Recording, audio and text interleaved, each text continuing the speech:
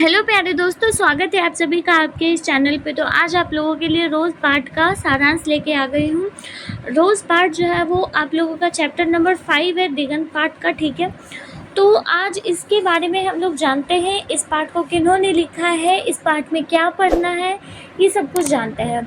ठीक है, I hope कि आप लोगों ने कहानी पढ़ रखी होगी। अगर नहीं भी पढ़ रखी होगी तो एक बार सारांश पढ़ लीजिए, उसके बाद कहानी पढ़ लीजिए, फिर आप लोग सारांश कॉपी में नोट डाउन ज़रूर कीजिएगा क्योंकि इम्पॉर्टेंट है।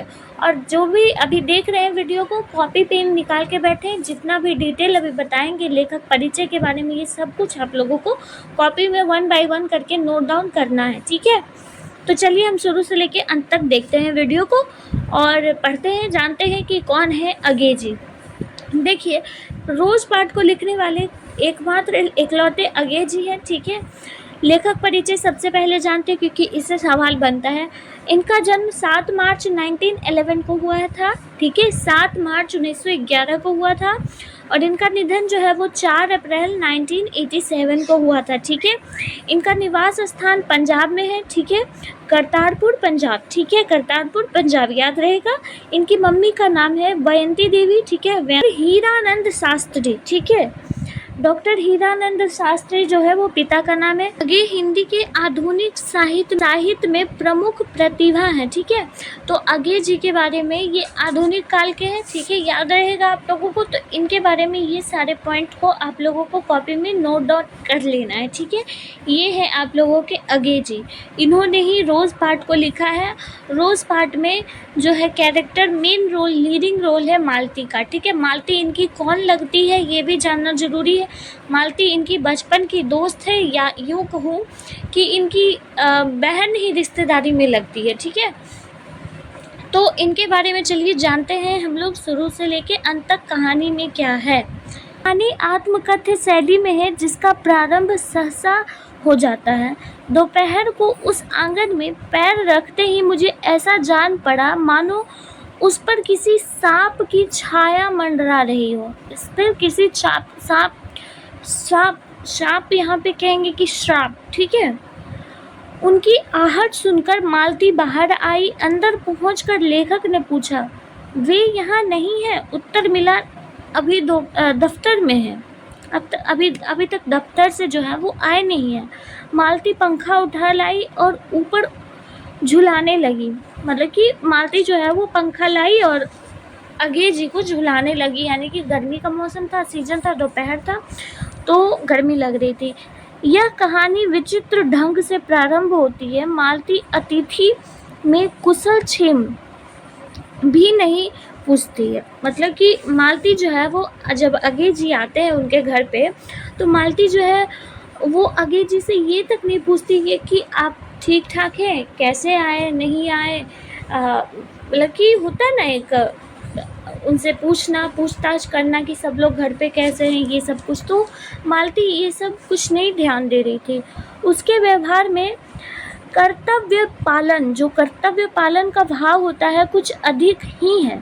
बचपन की बावली चंचल लड़की शादी के बाद इतनी बदल जाती है कि चुप्पी उसके चेहरे पर छा जाती है।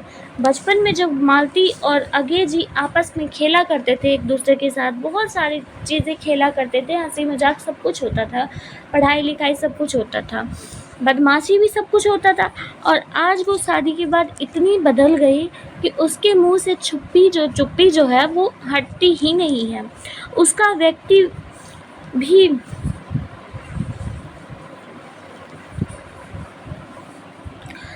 व्यक्तित्व भी बुझ सा गया है। अतिथि का आगमन वहाँ कोई उल्लास का कारण नहीं है और अतिथि को भी वहाँ कोई छाया मंडराती सी दिखाई देती है।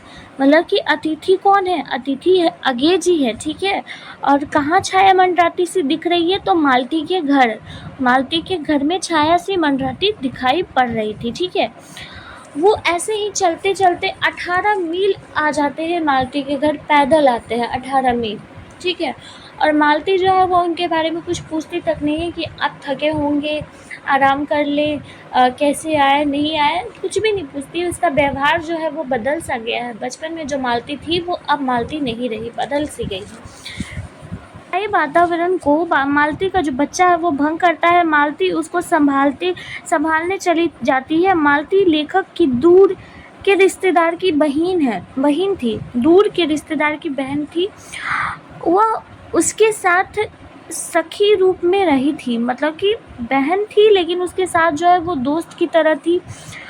उसका संबंध ही ऐसा था, साथ खेलती थी, लड़ती थी, पीटती थी और पढ़ती भी साथ ही थी। लेखक 4 वर्ष बाद उससे मिलने आया था।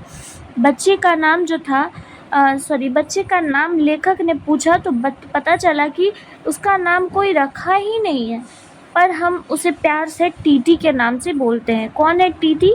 टीटी जो था वो मालती का बेटा था, ठीक है। टीटी मालती और महेश्वर का बेटा था। लेखक को यह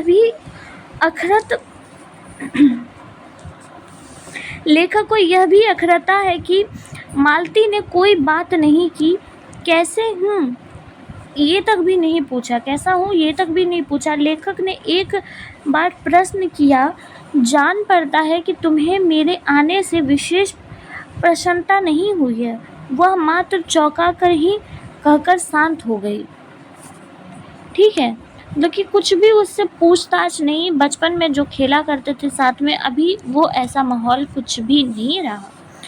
अब देखिए मालती का जो है वो अंतर्द्वंद मानसिक स्थिति, बीते बचपन की स्मृतियां, भटक गर्मी और संज्ञाहित की स्थिति मौजूद थी। यह वहाँ व्यंजित था। थकान, जड़ता का भी अंश है। पति का यांत्रिक जीवन, सब्जी का अभाव, पानी समय पर नहीं आता, यह भी परेशानी है। उसका भी चित्रण है। नौकर भी नहीं मिलता है। मालती के पति जो है वो दोपहर के 3 बजे आते हैं और रात्रि के 10 बजे भोजन करते हैं। मालती का जीवन जो है वो रोज एक सा ही है। पति का जो है अधिकांश समय डिस्पेंसरी में बीतता है या सोने में, यानी कि जो उसका कार्य है, डॉक्टर है पेशे से वो। मालती का पति जो है वो डॉक्टर है पेशे से, तो वहीं पे उसका समय बीतता है या फिर सोने में बीतता है। यहाँ मालती की आंतरिकता को भी भली प्रकार उभारा गया है, जिसमें लेखक को सफलता भी मिली है। देखिए यहाँ पे जो मालती है वो बहुत ही, उसका समय जो है वो एकदम एक सा हो गया है। मतलब कि डेली का वही चीज़ है, डेली का वही कार्य उसको करना है। अपने टिट्टी को संभालना है, उसके लिए खाना पीना बनाना है, अपने हस्बैंड के लिए खाना बनाना है। दोपहर में वो आते हैं, खाना खाते हैं, फिर रात को 10 बजे आते हैं, वो खाना खाते हैं, उसके बाद फिर सो जाते हैं। यानी कि उसका समय जो है वो एकदम निर्धारित समय है। और अपने निर्धारित समय पे रोज़ सुबह उठती है, रोज़ रात को 11 बजे सोती है, और वो डेली यही देखती है कि अब 11 बज गया, अब 12 बज गया, अब 10 बज गए और अब 3 बज गए। मतलब कि जब 3 बज गए तो ये कार्य करना है, 10 बज गए तो ये कार्य करना है। और उसका जो है वो दिन जो है वो दिनचर्या जो है वो इसी तरीके का हो गया।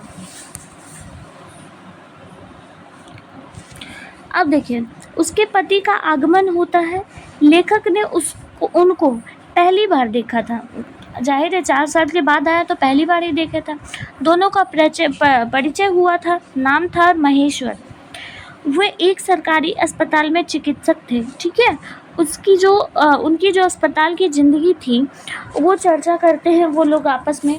उनकी रूटीन पर ही दोनों में वार्तालाप होता रहता है। मतलब कि जो उनका रूटीन है आपस में वो वार्तालाप होता है। खाना आ गया, वो लोग खाते हैं। लेखक ने मालती से पूछा, तुम नहीं खाओगी? उत्तर महेश्वर ने दिया। वह पीछे खाया करती है। मतलब कि यहाँ पे होता क्या है कि पहले के ज़माना में होता था कि पहले घर के जितने भी जेंट्स हैं, मतलब कि जो भी बॉयज़ हैं, वो पहले खाना खा लिया करते थे। उसके बाद फिर लास्ट में जो भी बचा हुआ रहता है मम्मी लोग खाती थी। तो महेश्वर ने कहा कि वो पीछे खाती है।